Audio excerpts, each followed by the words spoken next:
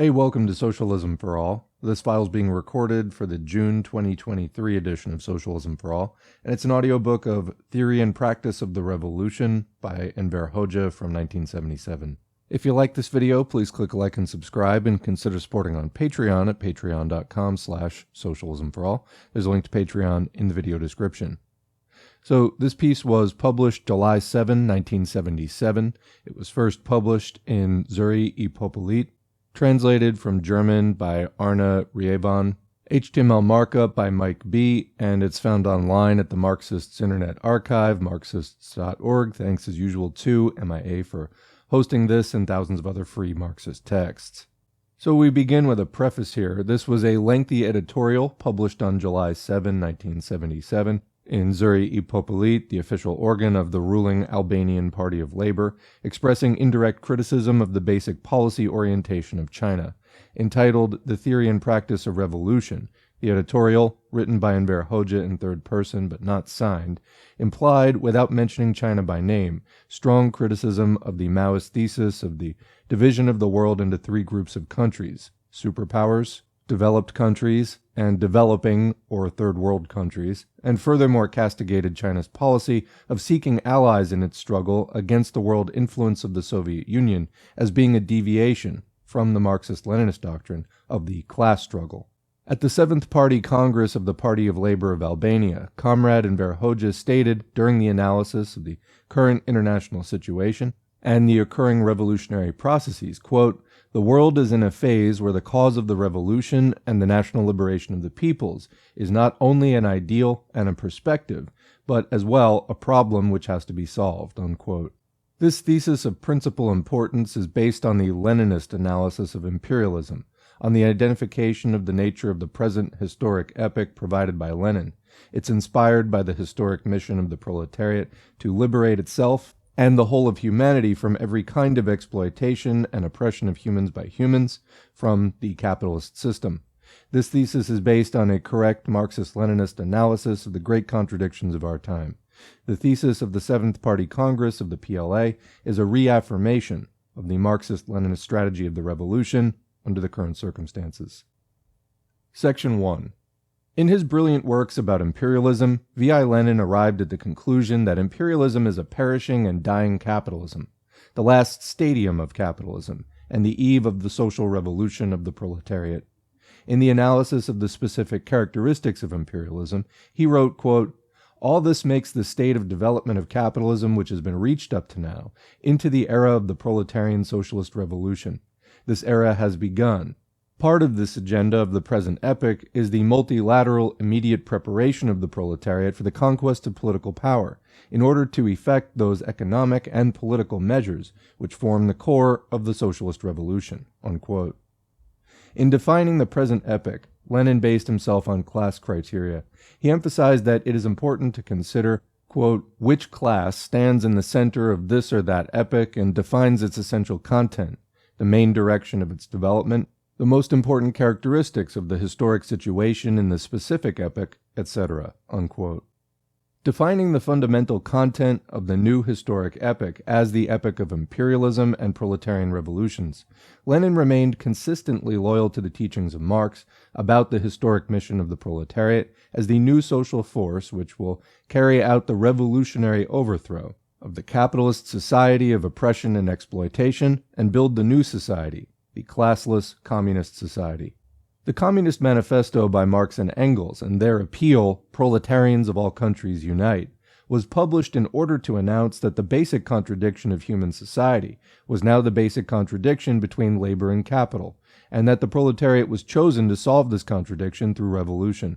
By his analysis of imperialism, Lenin showed that the contradictions of the capitalist society had sharpened to the utmost, and that the world had entered the epoch of the proletarian revolution and the triumph of socialism. The Great Socialist October Revolution confirmed this brilliant conclusion by Marx and Lenin in practice. Even after Lenin's death, the communist world movement resolutely adhered to his teachings about the present epoch. It adhered to his revolutionary strategy.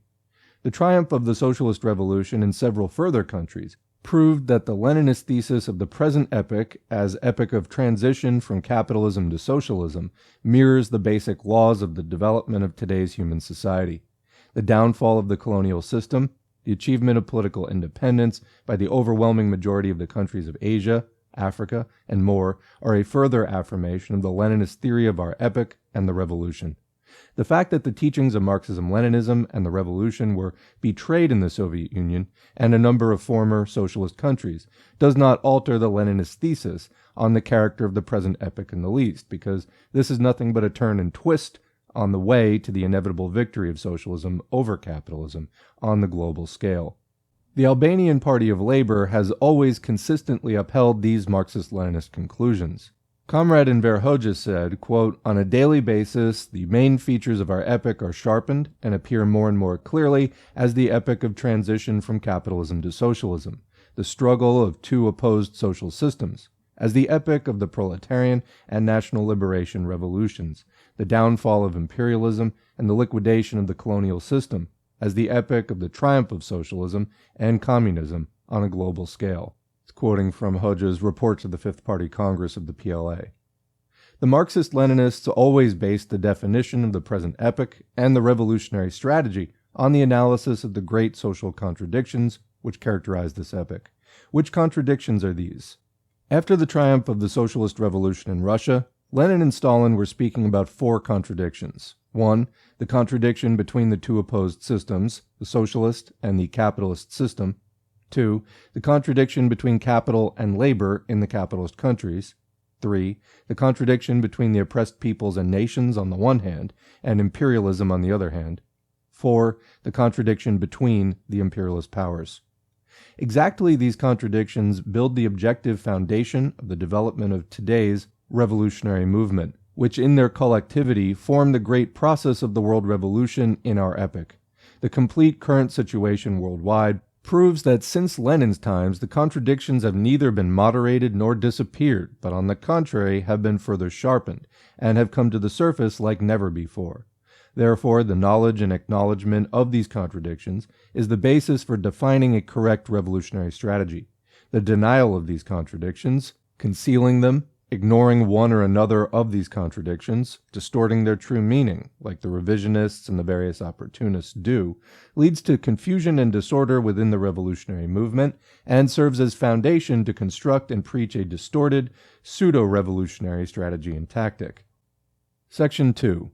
Today there's much talk about the division of the world into the so-called first, second, and third world, about a non-aligned world, about a world of developing countries, of the South and the North, etc.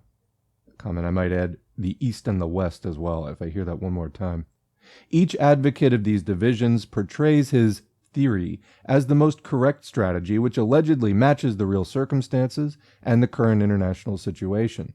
But it is like Comrade Enver Hoxha emphasized at the Seventh Party Congress, quote, "All of these terms which refer to the different political powers working in the world today conceal and do not reveal the class character of these political powers, the basic contradictions of our epoch, the predominant key problem on the national and international scale today, the grim struggle which is waged between the bourgeois revisionist world on the one hand, and socialism, the world proletariat, and its natural allies on the other hand." Unquote.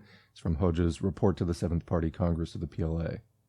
If Marxist-Leninists speak about the world and the different countries and name them, they judge based on the principle of dialectical and historical materialism. They judge above all according to the existing socioeconomic order in the different countries, according to the proletarian class criterion.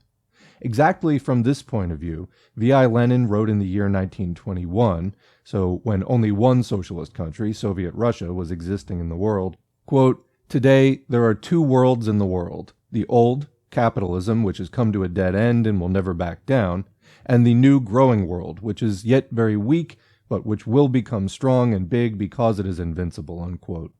J.V. Stalin also stressed in his famous scripture, Two Camps, as early as 1919, quote, "The world has definitely and irrevocably split into two camps, the camp of imperialism and the camp of socialism. The struggle between these two camps constitutes the hub of present-day affairs, determines the whole substance of the present home and foreign policies of the leaders of the old and the New Worlds, unquote. Our party holds the opinion that we must talk about the socialist world today, too, like Lenin and Stalin did, that the Leninist criterion is always true, like Leninism itself is alive and true. The argument of the theoreticians of the three worlds, the non-aligned world, etc., who eliminated the existence of socialism in their schemata by referring to the restoration of capitalism in the Soviet Union and in some other former socialist countries, to the dissolution of the socialist camp, is completely unfounded. This stands in absolute contrast to the Leninist teachings and the class criterion. The revisionist betrayal, the return of the Soviet Union and a number of former socialist countries to capitalism, the spreading of modern revisionism widely in the international communist and workers' movement, and the splitting of this movement, were a heavy blow to the cause of revolution and socialism. But this by no means implies that socialism was liquidated as a system, and that the criterion of the division of the world into two opposing systems must be changed, that the contradiction between capitalism and socialism no longer exists today. Socialism exists and proceeds in the genuine socialist countries which are loyal to Marxism-Leninism, like the Socialist People's Republic of Albania is.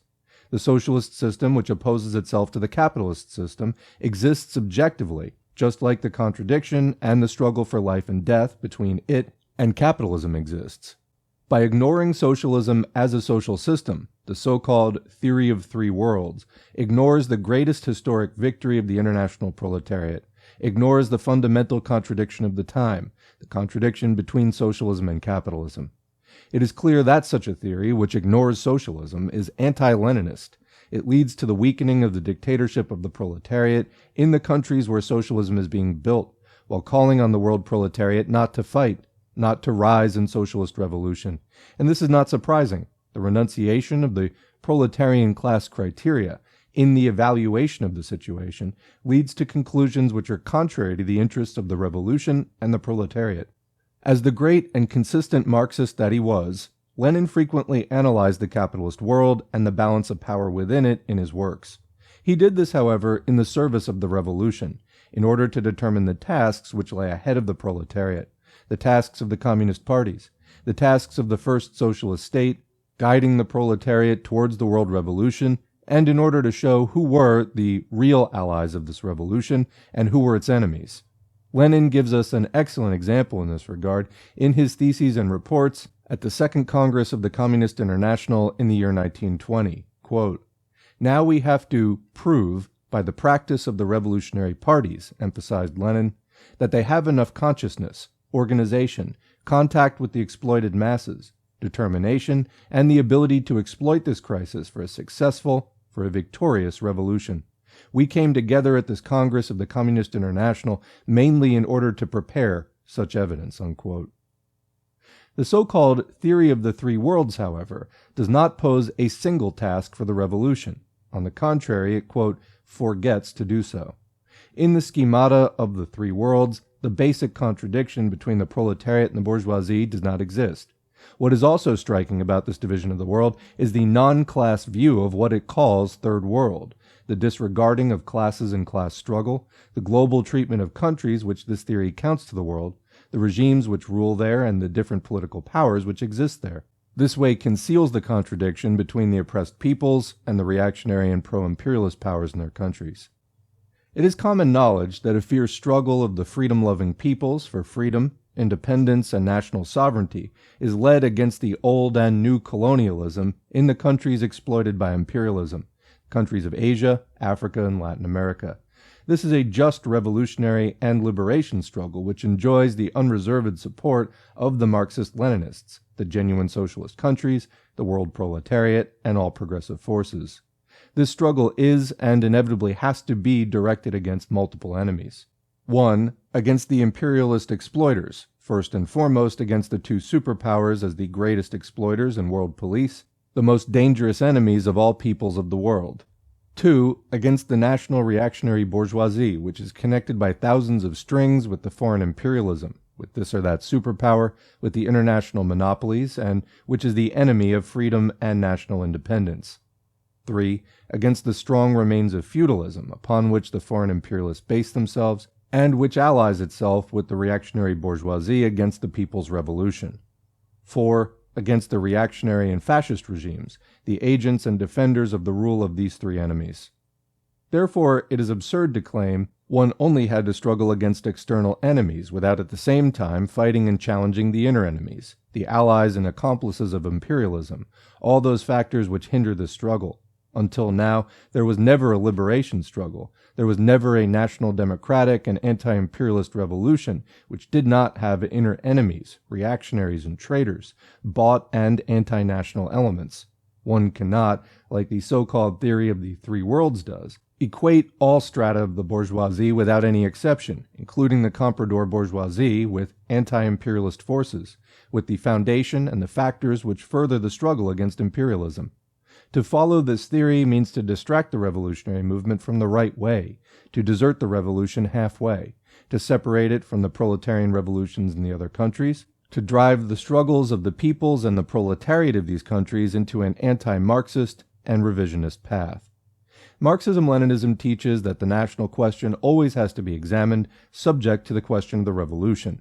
From this point of view, the Marxist-Leninists support each movement which is actually aimed against imperialism and serves the common cause of the proletarian world revolution.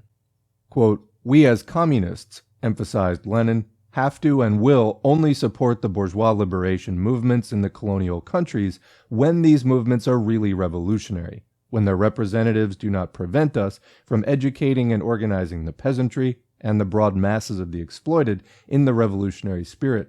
But if these conditions are not given, then the communists in these countries have to fight the reformist bourgeoisie, to which the heroes of the Second International belong." The preachers of the thesis of the Third World label even more as liberation movement, as the, quote, "main force in the struggle against imperialism," even the horse trade of the King of Saudi Arabia or of the Shah of Iran with the petroleum monopolies of the USA, their weapon transactions in the amount of billions and billions of dollars with the Pentagon. According to this logic, the oil sheiks, who let the money from their oil flow into Wall Street and the banks of the USA, are fighters against imperialism and advocates of the people's struggle against the imperialist rule.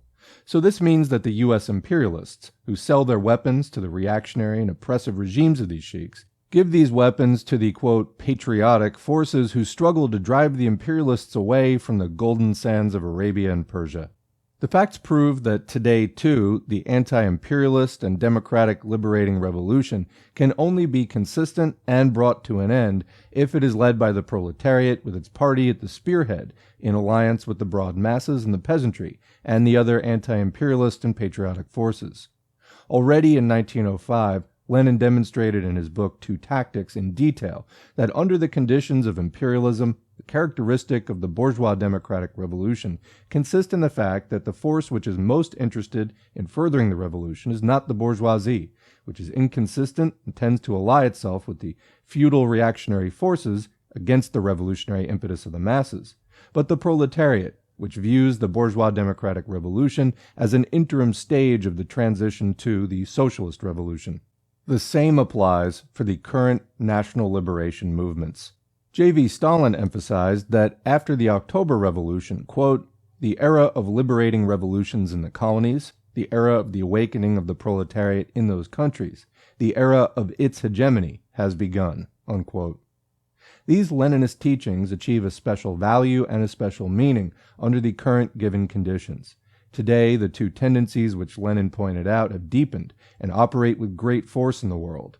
On the one hand, we have the tendency of the capitalist monopolies which break the national borders and internationalize the economic and political life, and on the other hand, we have the tendency of the different countries to intensify the struggle for national independence. This way, in regard to the first tendency, the connections of the national bourgeoisie with the foreign imperialist capital are not only maintained in many countries liberated from the yoke of colonialism, but further increased and extended by a multitude of neo-colonialist forms, like the multinationalist companies, the different economic and financial integrations, etc., etc. This bourgeoisie, which holds the key position in the economic and political life of the country and grows steadily, is a pro-imperialist power and an enemy of the revolutionary and liberation movement. With regard to the other tendency, namely the increase of the national independence towards imperialism in the former colonial countries, it is above all connected to the growth of the proletariat in these countries. This means that more favorable conditions arise for the extensive and consistent realization of the anti-imperialist and democratic revolution, for its leadership by the proletariat, and thus its transition to a higher phase, to the struggle for socialism.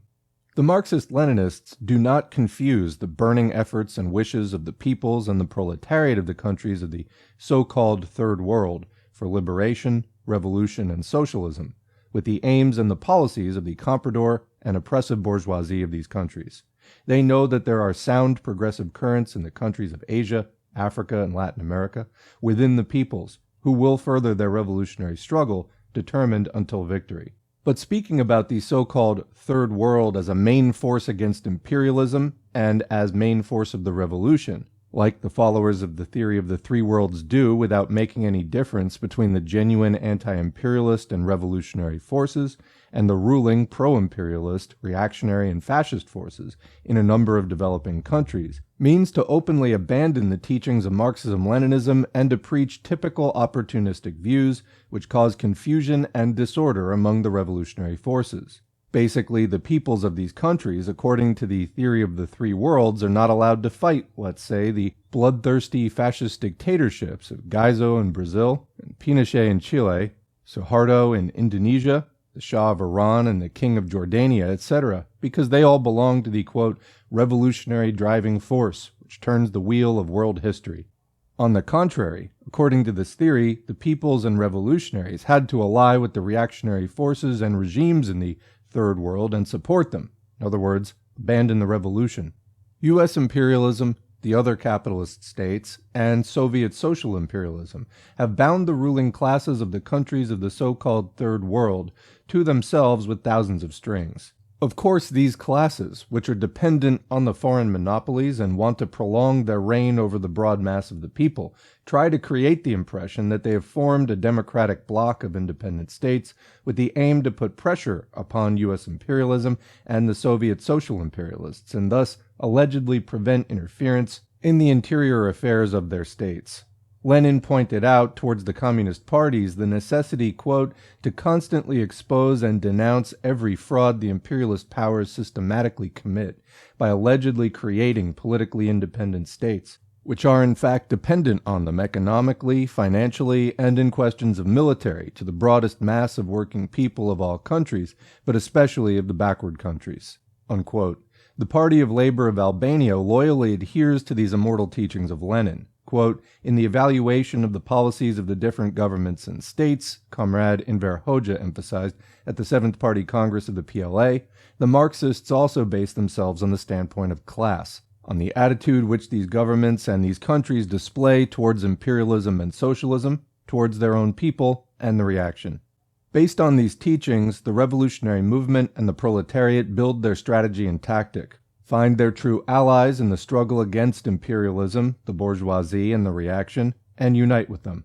The term Third World, Non-Aligned World, or Developing Countries creates the illusion among the broad masses who fight for national and social liberation that a hideout was discovered, which protects us from the threat of the superpowers. They conceal the reactionary state of most of these countries, which are in this or that way politically, ideologically, or economically identical, bound to the superpowers, as well as to their former colonial metropolises, and are dependent on both.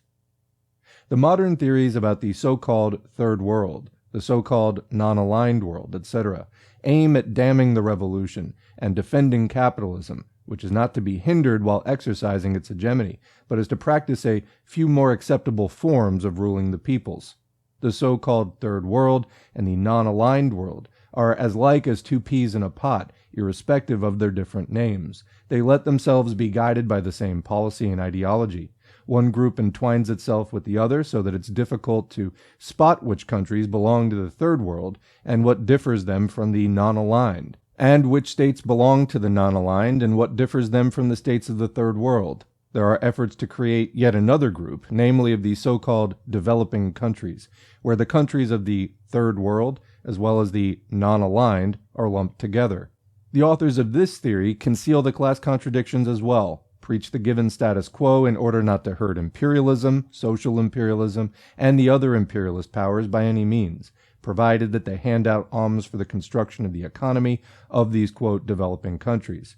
According to them, the superpowers have to make some sacrifices to cough up something for the hungry so that they can somehow manage to live and don't get rebellious. That way, they claim, a compromise will be found. A, quote, new international order will be created, in which everyone, rich or poor, exploiter or exploited, will live, quote, without war, without armament, in harmony, in class peace, in coexistence a la Khrushchev. Exactly because these three inventions have the same content and the same aims, we can notice that there is full harmony among the leaderships of the non-aligned countries, the Third World, and the world of the developing countries. Together they deceive the masses, the proletariat, and the peoples by their theories and sermons in order to lead them away from revolutionary struggle. The theory of the three worlds does not only disregard the contradiction between the two opposite social systems, socialism and capitalism, as well as the great contradiction between wage labor and capital, but also does not analyze the other great contradiction, namely the contradiction between the oppressed peoples and world imperialism, which they reduce solely to the contradiction of the two superpowers, indeed even mainly to one of them. This theory totally ignores the contradiction between the oppressed peoples and nations on the one hand, and the other imperialist powers. And not only this, the followers of the theory of the three worlds call for an alliance of the Third World with these imperialist countries, and with U.S. imperialism against Soviet social imperialism. One of the arguments which is given in order to justify the division of the world into the three worlds consists of the claim that today the imperialist camp, which existed after World War II and in which American imperialism ruled, has allegedly collapsed, and as a result of the uneven development of the different imperialisms, ceased to exist. The supporters of this theory claim that today one could no more speak of a single imperialist world, because first of all, the Western imperialist powers allegedly rose against the American ruler, and secondly, an always increasing fierce rivalry between the two imperialist superpowers, the USA and Soviet Union, exists. Since the stage of imperialism, the inter-imperialist contradictions exist as a result of the uneven development of the different capitalist countries.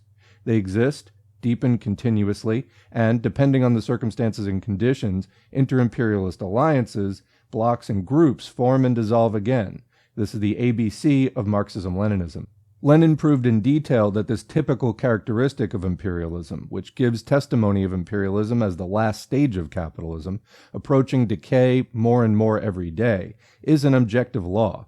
But does this mean that the imperialist world as social system has ceased to exist as a result of these contradictions, and is divided into several worlds? That the socioeconomic nature of this or that imperialism has changed? By no means. The current factors do not give evidence about a collapse of the imperialist world, but about one single imperialist world system, which is characterized by the existence of the two great imperialist blocs today. On the one hand, the Western imperialist bloc, with U.S. imperialism at its head, with its inter-imperialist instruments, such as NATO, the EEC, etc., and on the other hand, the bloc of the East, under the leadership of Soviet social imperialism, with the Warsaw Pact and Comecon as its instruments of expansionist, hegemonic, and war policies. In the schema of the three worlds, imperialist, capitalist, and revisionist countries belong to the so-called Second World, countries which do not feature significant differences in regard to the social order of the two superpowers, and are also not different to various countries classified as belonging to the Third World. Indeed, the countries of this world show certain contradictions to both superpowers, but these are the contradictions of inter-imperialist character, like the contradictions between the two superpowers are also. In the first instance, there are contradictions between such imperialisms as West German, Japanese, British, French, Canadian, etc., and one or the other superpower, as well as between themselves in regard to markets, spheres of influence, regions for capital export, and the exploitation of the wealth of others. Of course, these contradictions weaken the imperialist world system, and are in the interest of the struggle of the proletariat and the peoples. But it is anti-Marxist to equate the contradictions between the different imperialist powers and both superpowers with the struggle of the working masses and the peoples against imperialism and for its destruction. It can happen by no means that the countries of the so-called Second World, in other words, the ruling monopolist bourgeoisie there, become allies of the oppressed peoples and nations in the struggle against the two superpowers and world imperialism. History after World War II shows clearly that these countries supported and still support the aggressive policies and actions of U.S. imperialism, like in Korea and in Vietnam, in the Middle East and in Africa, etc. They are ardent defenders of neocolonialism and the old order of inequality in international economic relations. The allies of Soviet social imperialism in the Second World participated together with it in the occupation of Czechoslovakia, and are eager advocates of its expansionist policy in the different regions of the earth. The countries of the so-called Second World are the economic and military main support of the aggressive and expansionist alliances of the two superpowers. The supporters of the theory of the three worlds claim that it gives great possibilities for exploitation of inter-imperialist contradictions. The contradictions in the rows of the enemy do have to be exploited, but in which way and to what aim? Generally, they always have to be exploited for the sake of the revolution, the sake of the peoples and their freedom, for the sake of socialism. Generally, the exploitation of the contradictions between the enemies have to lead to the growth and intensification of the revolutionary and liberation movement, not to its weakening and downturn. They have to lead to an always more and more active mobilization of the revolutionary powers in the struggle against the enemies, especially against their main enemies, without letting even a single illusion about their character emerge among the peoples. To make the inter-imperialist contradictions absolute, to underestimate the basic contradiction, namely the contradiction between the revolution and the counter-revolution, to make only the exploitation of contradictions within the camp of the enemy the center of the strategy, while forgetting the most important part, the strengthening of the revolutionary spirit and the development of the revolutionary movement of the working class and the peoples. To leave the preparation for the revolution aside, all this is in absolute contrast to the teachings of Marxism-Leninism. It is anti-Marxist to preach unity with the allegedly weaker imperialism for the struggle against the stronger one under the pretext of exploiting contradictions, to side with the national bourgeoisie in order to resist the bourgeoisie of another country. Lenin stressed that the tactic of the exploiting of contradictions between the enemies should be used to raise and not to reduce the general level of proletarian class consciousness, the revolutionary spirit, the confidence of the masses in struggle and victory. Comment: if you need reinforcement on this, you can look at anything on revolutionary defeatism, Who Needs the War by Kollontai, The Defeat of One's Own Government in the Imperialist War by Lenin. We have both of those on the channel. We've been saying this for a while now because a lot of this has come up in regard to the emerging conflict between Russia and its allies and NATO. Exactly these issues. Continuing. The Party of Labor of Albania has consistently adhered to these immortal teachings and always consistently adheres to them. Quote, "In these moments of the great crisis of imperialism and modern revisionism," Comrade Enver Hoxha said, "we have to exploit the great contradiction between the enemies correctly for our sake, for the sake of the socialist states and the peoples rising for the revolution. We have to unmask the enemies constantly and must not be content with the so-called concessions and cooperations that the imperialists and revisionists make perforce until they have left the danger behind them in order to take revenge afterwards. Therefore, we have to keep the iron steadily in the fire and forge it constantly." By portraying the so-called Second World, to which most capitalist and neo-colonialist countries belong, and which presents the main pillar of the two superpowers, as an ally of the Third World in the alleged struggle against U.S. imperialism and Soviet social imperialism, the anti-revolutionary and pseudo-imperialist character of the theory of the three worlds becomes evident. It is an anti-revolutionary theory because class truce is preached to the European, Japanese, Canadian, and other proletariat, which has to struggle against the ruling monopoly of the bourgeoisie and exploitative order in the countries of the Second World, and also the collaboration with the bourgeoisie, meaning an abandonment of the revolution because allegedly this is in the interests of the defense of national independence and of the struggle especially against Soviet social imperialism. Furthermore, it is a pseudo-anti-imperialist theory, getting a lot of that these days, because it justifies and supports the neo-colonialist and exploitative policies of the imperialist powers of the Second World, and calls upon the peoples of Asia, Africa, and Latin America not to resist this policy, allegedly for the sake of the struggle against the superpowers. Should note here, every time he says Second World or Third World, so he's in quotes. This way, the anti-imperialist struggle of the peoples of the so-called Third World, as well as of the so-called Second World, is actually weakened and sabotaged. Section 3. A revolutionary strategy is one which puts central emphasis on the revolution. Quote, "The strategy and tactics of Leninism," Stalin wrote, "constitute the science of leading the revolutionary struggle of the proletariat." It's quoting from Foundations of Leninism, also available here at Socialism for All. The Leninist strategy sees the proletarian world revolution as one single process, consisting of several great revolutionary currents of our epoch where the international proletariat is centered.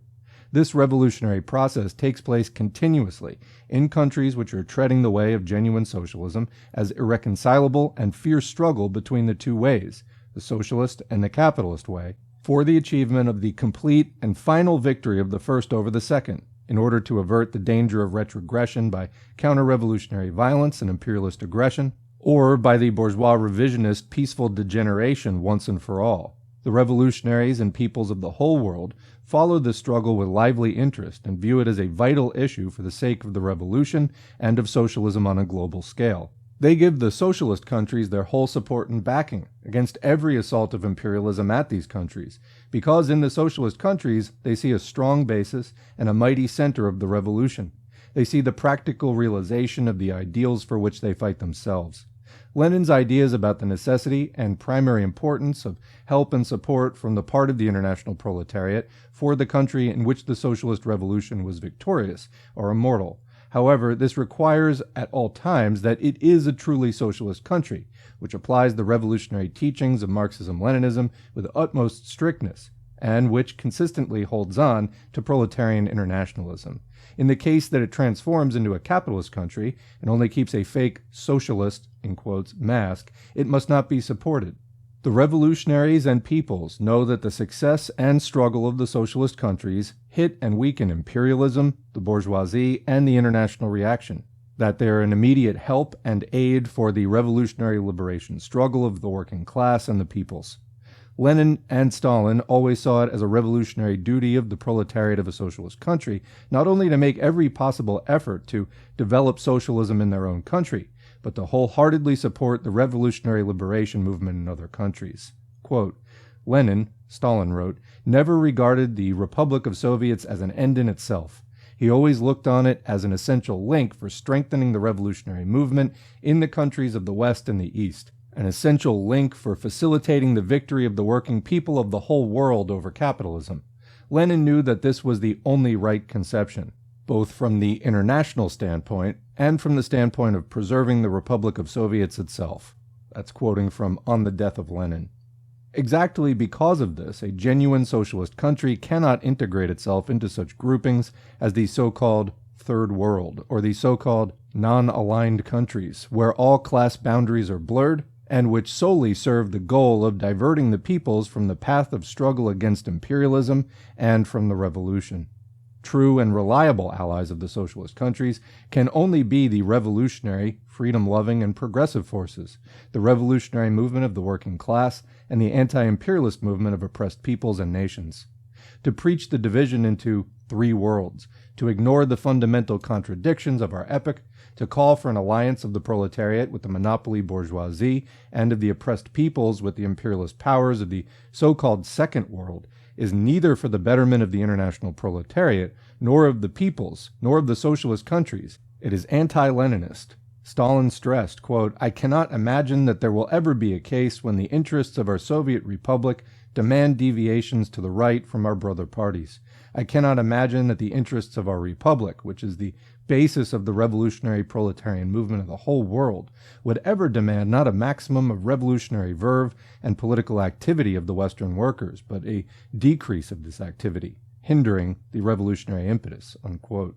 In the metropolises of capitalism, the process of the proletarian world revolution gets more and more concrete today in the always increasing class struggles of the proletariat and the other working and progressive strata against bourgeois exploitation and oppression, against the attempts of the bourgeoisie to shift the burden of the current crisis of the capitalist world system onto the shoulders of the working class, against the revival of fascism in this or that form, etc.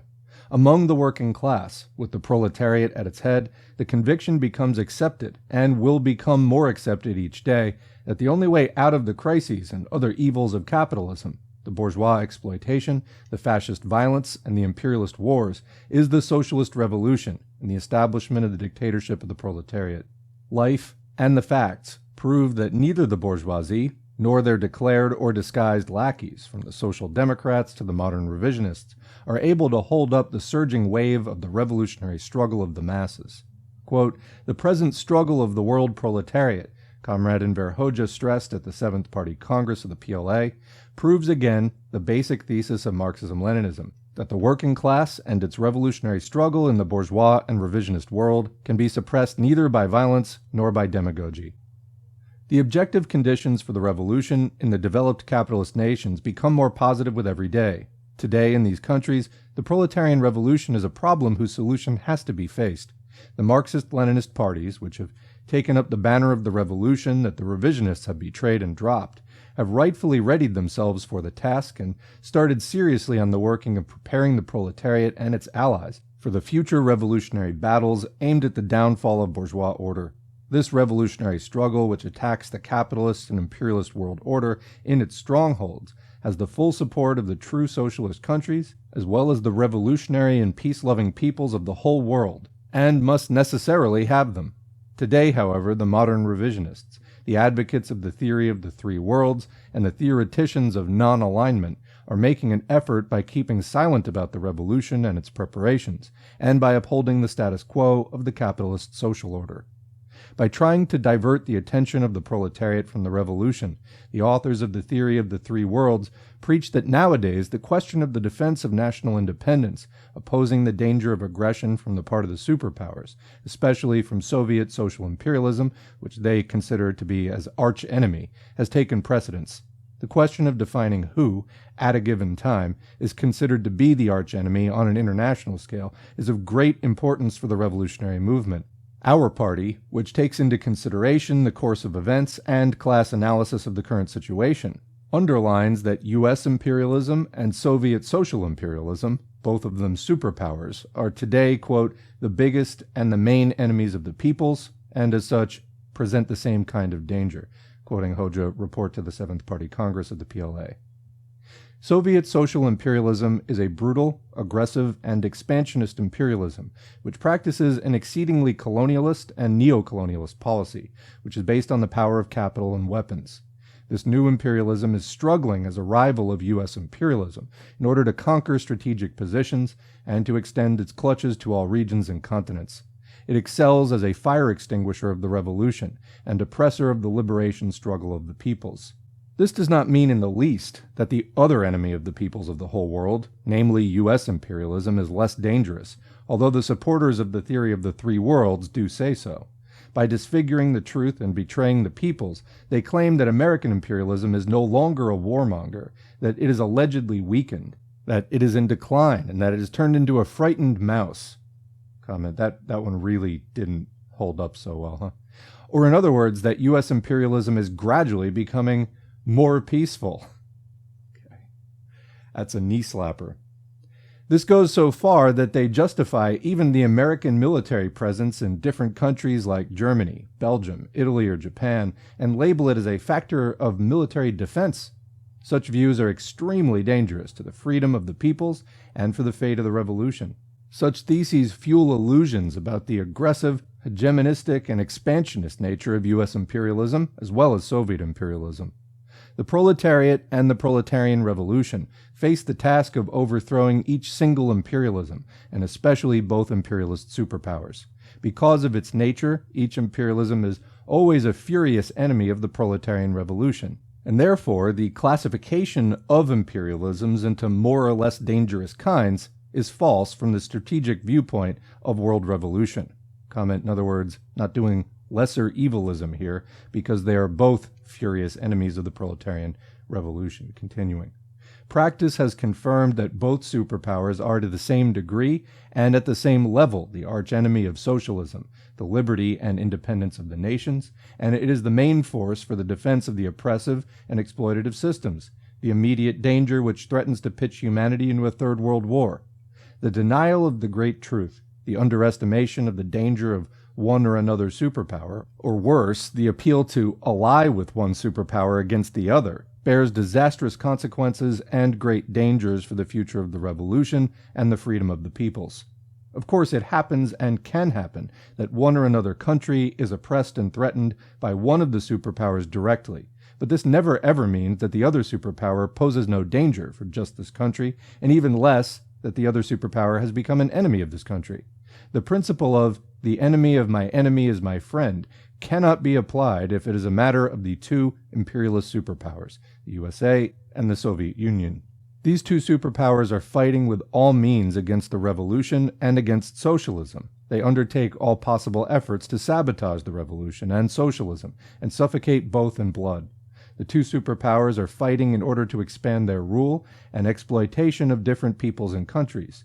Experience shows that they attack brutally, first in the one region and next in another, in order to reach for the peoples with their blood-stained claws, and that they furiously form up for attack so that they can oust each other.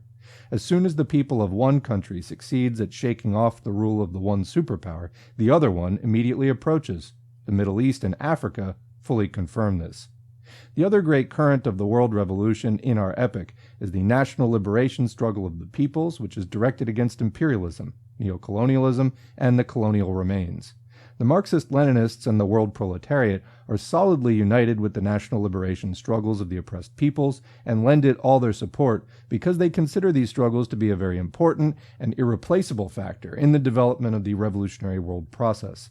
The Party of Labor of Albania was, and always is, on the side of the peoples who struggle for freedom and national independence. Quote, "We are in favor of the unity of the world proletariat and all upright anti-imperialist and progressive forces which thwart the aggressive plans of the imperialist and social imperialist warmongers. The Party of Labor of Albania and the Albanian people who consistently adhere to this line will also in the future not spare any effort and will fight together with the other anti-imperialist and anti-social imperialist peoples, together with all Marxist-Leninist parties, all revolutionaries and the world proletariat, with all progressive humans for the failure of the plans and maneuvers of the enemies, and for the triumph of the case of freedom and safety of the peoples.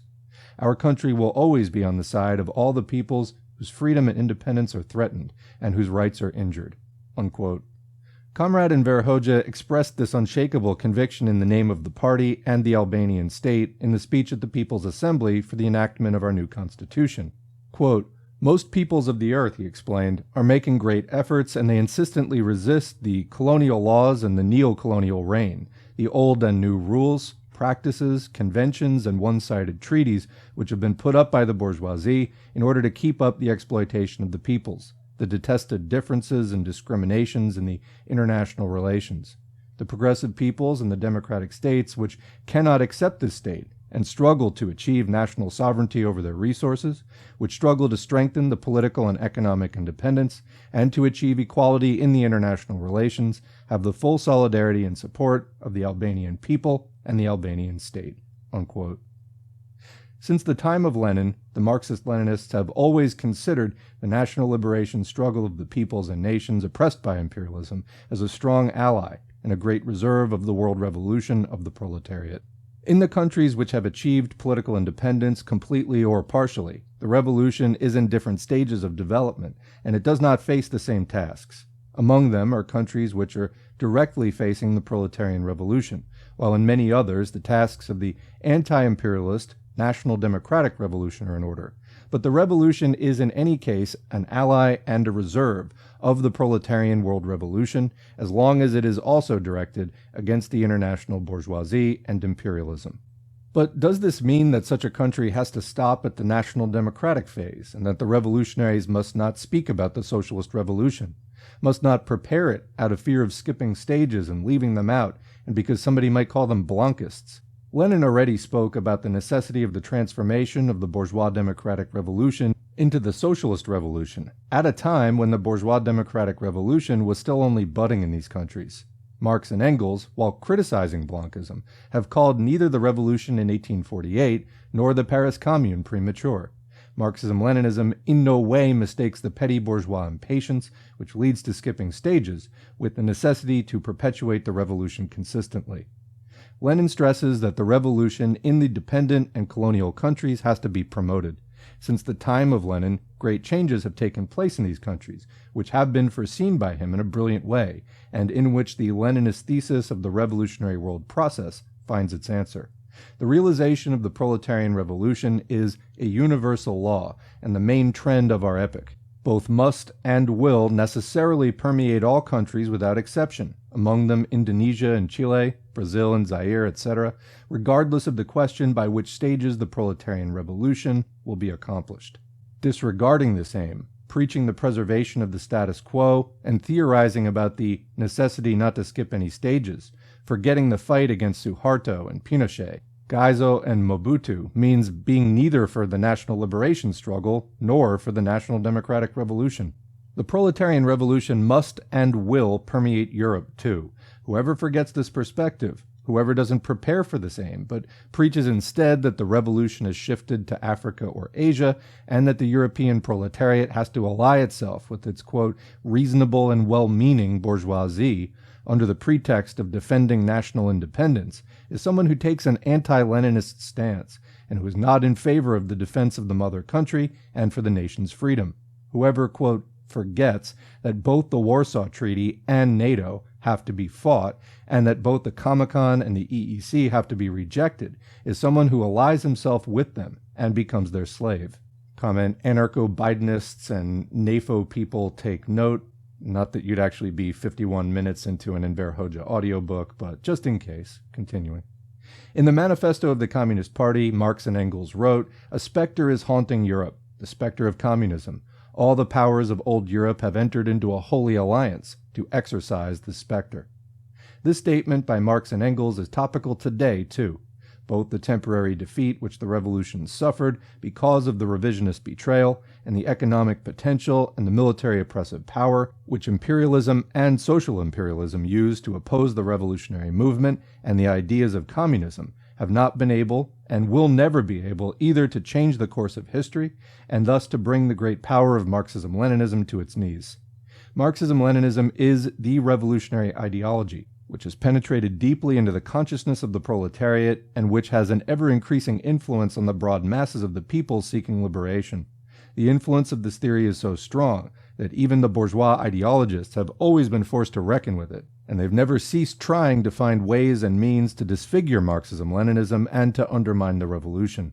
The current anti-Leninist theories of the three worlds, the non-alignment, etc., also aim at undermining the revolution, to fight back the struggle against imperialism, especially the American one, to divide the Marxist-Leninist movement and the unity of the proletariat propagated by Marx and Lenin, to create a number of groups of anti-Marxist elements, so that they fight against the true Marxist-Leninist parties which are loyally sticking to Marxism-Leninism and to the revolution. All efforts to analyze the situation in an allegedly new manner, which is different from that of Lenin and Stalin, and to change the revolutionary strategy, which has always been upheld by the Marxist-Leninist movement, led astray, making one take the anti-Marxist path and turning one's back on the struggle against imperialism and revisionism.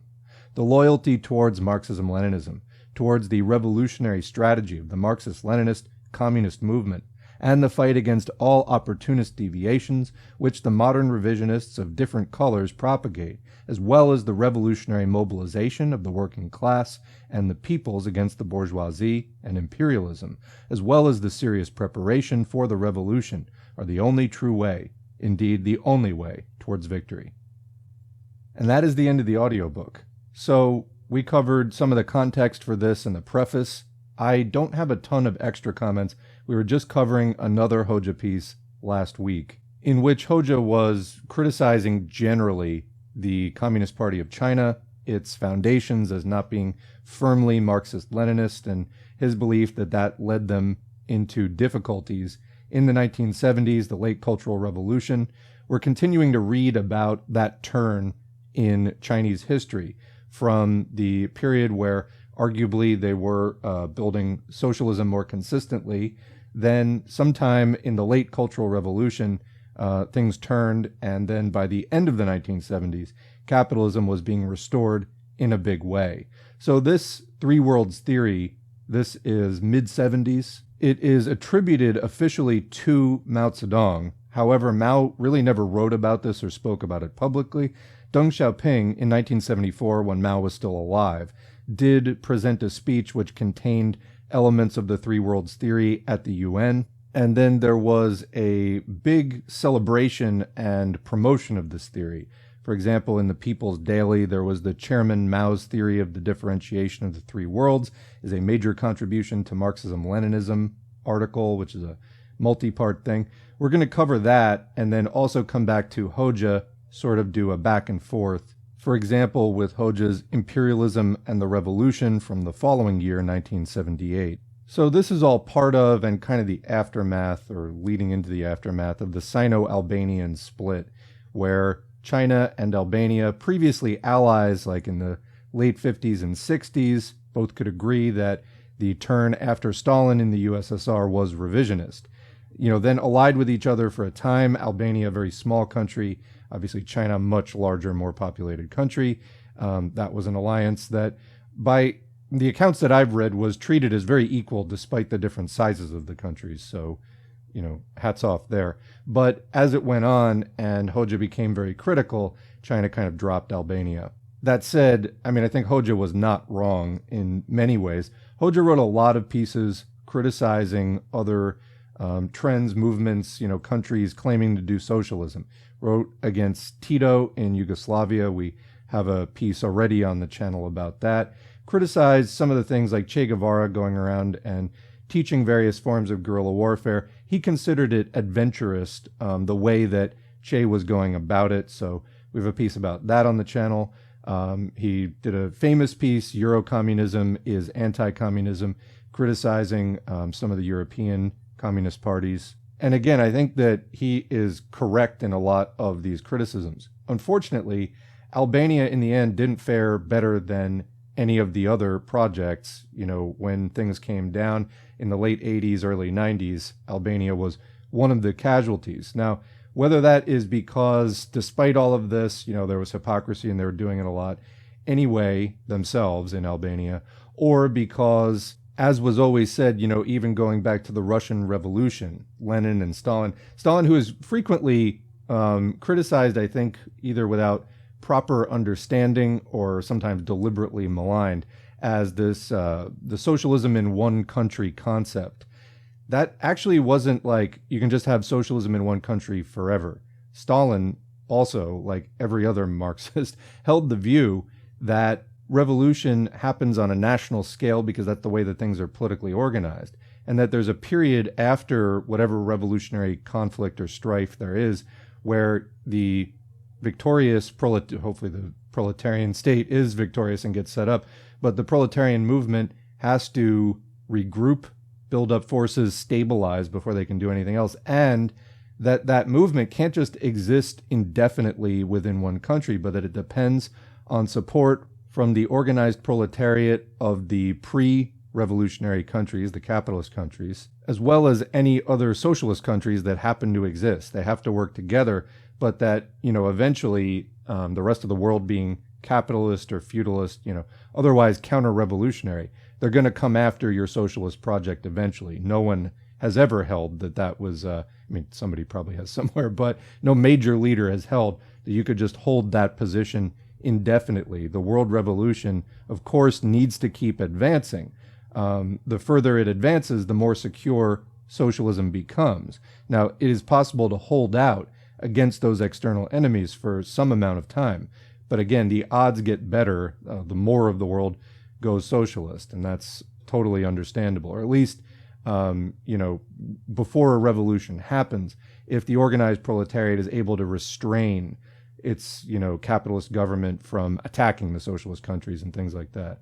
Anyway, so it could just be that, as these other socialist projects went bad and revisionist, Albania was sort of left doing socialism in one country, and you just can't hold out forever. We'll explore that question more in the future. But as far as coming to Marxism, whatever realizations you may have had, your class consciousness expanded, and you're aware of the need to fight capitalism and to help build a socialist movement.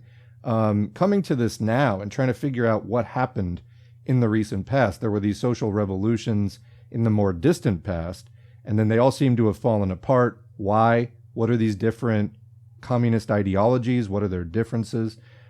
This is the point where, in the later 20th century, we're talking about 1977 here in this piece. What are the differences between people who are upholding the sort of Brezhnev era Soviet Union, Deng Xiaoping era China? You got Hoxha in there. Like, what's going on? What are the differences? Why did they get along or not get along? Why did some of them call other ones revisionist and so on? Because for those who don't know, basically China responded by calling Enver Hoxha dogmato-revisionist. I personally at this time don't really find that compelling. Somebody asked me in the comments, well, now you have to, you're reading Hoxha, you need to respond by reading another piece, beat back the assaults on Mao Zedong thought. Yeah, I don't really know if I want to do that as like top priority right now. I actually prefer reading a lot more Hoxha. It seemed to me at first this was a guy who was calling everyone else revisionist, and it gets a little bewildering at first, like, could this be possible? And I mean, I think that there was a lot to it. There's a reason that I list anti-revisionist Marxism-Leninism as the thing that I'm studying. Marxism-Leninism, Maoism is another thing that kind of considers itself anti-revisionist and an extension of, building off of Marxism-Leninism. There's a few different things there. Overall, at this point, I feel like sticking to the anti-revisionist Marxism-Leninism, that's the thing that I'm doing. We're also reading some MLM texts, and I think that there's some value there. I've liked a lot of what I've read there so far. I think that in general, there's a major need to recognize that, these projects went bad. They restored capitalism. We still haven't contended with that. We still haven't fully picked up the pieces and rebuilt the kind of movement that's going to get us solving the political problems facing us, the need to end capitalism primarily. So onward toward that goal, I guess. We'll leave it there for now. What do you think? Leave a question or comment in the comment section below. We'll continue the discussion there as always. Otherwise, thanks for listening. And thanks to the current patrons whose names are on the screen. If you'd like to get your name on the screen, head to patreon.com/socialismforall. You can sign up for as little as $2 a month or more. Every donation is encouraging. They're also materially helpful. They help me to spend more time on this channel than I would be able to do without that support. I do like spending time on this channel doing these studies. It's important and it's reaching a lot of people, so that's a good thing. Thank you for your help with that to the patrons. And if you out there in the audience like this channel, thank me, of course, but also thank a patron. And also thank the other contributors who send in story ideas and text links and just otherwise expose me to thoughts and ideas that I wouldn't have gotten to as quickly had they not brought them up. Lastly, like, share, subscribe. Engagement counts. That helps YouTube to boost this content and recommend it to more people. The channel has been growing steadily, 500 or 600 new subscribers every month. We really want to see that, want it to keep going. We have major problems as a society and as a world that need solving. I believe that people studying more Marxism-Leninism is going to be a crucial part of that. To the US left especially, who really are kept corralled off and in the dark about the 200 years of socialist history and the 175 years since the manifesto of Marxist history. This is just really important. You don't need to reinvent the wheel. Look through the debates of the past within the left, and you can immediately elevate the level that you're operating on and just bring up the politics to such a more potent level. No more wallowing around in the liberalism of like Marianne Williamson and that kind of stuff. All of these questions have been discussed, over 100 years ago, and let's save ourselves some time. All right, we'll leave it there for now. Thanks for listening, and we'll see you in the next video.